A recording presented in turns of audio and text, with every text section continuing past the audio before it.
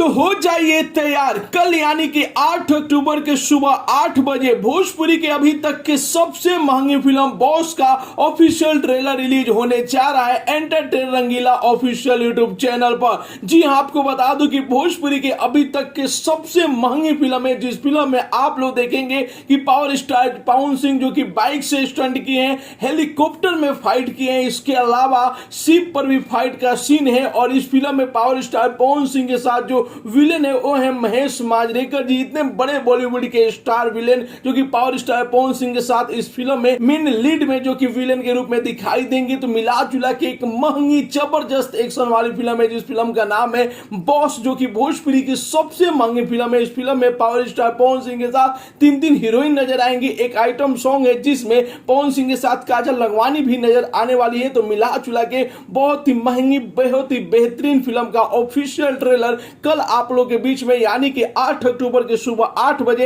Entertain रंगीला official YouTube channel पर release होने जा रहा है। तो इंतजार कीजिए, कल आप लोग खूब ज्यादा आशीर्वाद और प्यार देना बॉस फिल्म के ऑफिशियल ट्रेलर को। तो फिलहाल में ये रिपोर्ट कैसा लगा और कितने लोग बेसब्री से ट्रेलर का इंतजार कर रहे हैं, अपना राय जरूर ही कमेंट बॉक्स में बताइए। मिलते हैं अगले वीडियो में एक नया न्यूज के साथ, तब तक के लिए बाय बाय, टेक केयर, जय हिंद।